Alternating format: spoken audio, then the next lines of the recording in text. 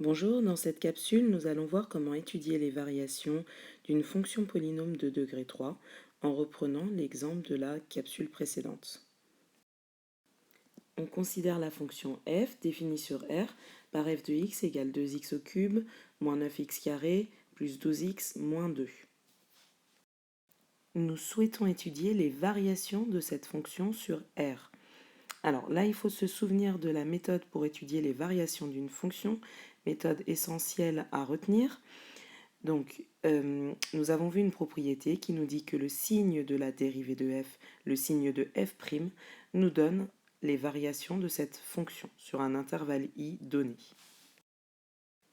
Notamment, si f' est positive sur cet intervalle i, alors f sera croissante sur cet intervalle.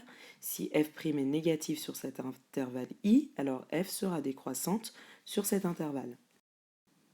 Donc la première chose à faire lorsqu'on vous pose une question sur le sens de variation d'une fonction, c'est d'étudier le signe de sa dérivée. C'est ce que nous allons faire maintenant. Donc la fonction a déjà été dérivée, vous pouvez revoir la capsule précédente pour le détail de ce calcul. On a obtenu, pour tout x appartenant à R, f' de x égale 6x au carré moins 18x plus 12. Et nous voulons étudier le signe de cette fonction. Cette fonction est une fonction polynôme de degré 2, donc on a appris à étudier le signe d'une fonction polynôme de degré 2. Pour cela, la méthode qui marchera dans tous les cas, c'est de calculer le discriminant delta, qui est égal à b au carré moins 4ac, en sachant qu'ici, les coefficients sont a égale 6, b égale moins 18 et c égale 12. On obtient delta égale moins 18 au carré, moins 4 fois 6 fois 12, ce qui nous donne 36. Ce nombre étant strictement positif, on sait que f' de x admet deux racines réelles distinctes, c'est-à-dire deux racines appartenant à R qui sont différentes.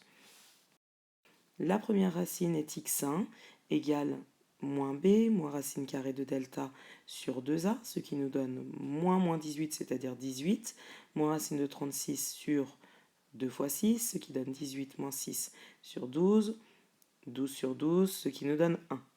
Et la deuxième racine x2, qui est moins b plus racine carrée de delta sur 2a, ce qui nous donne 18 plus 6, le tout sur 12, ce qui nous donne 24 sur 12, soit 2. Maintenant que nous avons obtenu les racines de ce polynôme de degré 2, on a une propriété sur le signe d'un polynôme de degré 2 qui nous dit que le polynôme est du signe de a à l'extérieur des racines et du signe contraire de a à l'intérieur des racines. On obtient alors le tableau de signes suivant. On n'oublie pas de mettre les zéros en dessous de 1 et de 2. En effet, f' de 1 vaut 0, f' de 2 vaut 0. C'est la définition d'une racine d'une expression, c'est-à-dire que l'image de cette racine donne 0, je le rappelle.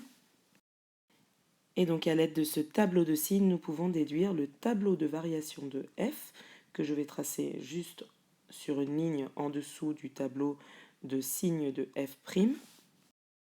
Lorsque f' est positive, on note une flèche qui va vers le haut, c'est-à-dire que f est strictement croissante. Et lorsque f' est négative, on note une flèche vers le bas, c'est-à-dire que f est strictement décroissante. En effet, la fonction f' s'annule en un nombre fini de points, c'est-à-dire que sur les différents intervalles considérés, notre fonction est strictement croissante ou strictement décroissante. Pour compléter ce tableau, il vous faut calculer les images de 1 et de 2. Nous les calculons. Attention à ne pas vous tromper et à bien reprendre l'expression de f de x et non pas de f' de x, puisque on utilise la ligne sur f, c'est-à-dire les images par f de ces nombres.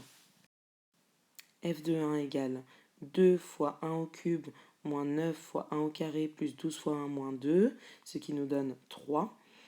Et ensuite on calcule f de 2 qui nous donne 2 fois 2 au cube moins 9 fois 2 au carré plus 12 fois 2 moins 2, ce qui nous donne 2.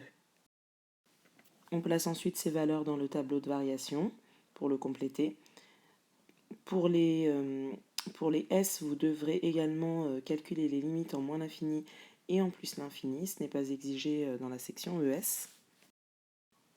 Pour conclure, nous pouvons dire que la fonction f est strictement croissante sur moins l'infini 1 et sur 2 plus l'infini et strictement décroissante sur l'intervalle 1, 2. Cette capsule est maintenant terminée, donc mémorisez bien la méthode pour étudier le sens de variation d'une fonction. Je calcule la dérivée, puis j'étudie le signe de cette dérivée. Alors là, tout va dépendre du type de fonction que vous obtiendrez. Et ensuite, je trace mon tableau de signes de la dérivée et enfin mon tableau de variation de la fonction en utilisant la propriété sur le signe de la dérivée qui nous donne les variations d'une fonction. Merci d'avoir suivi et à bientôt.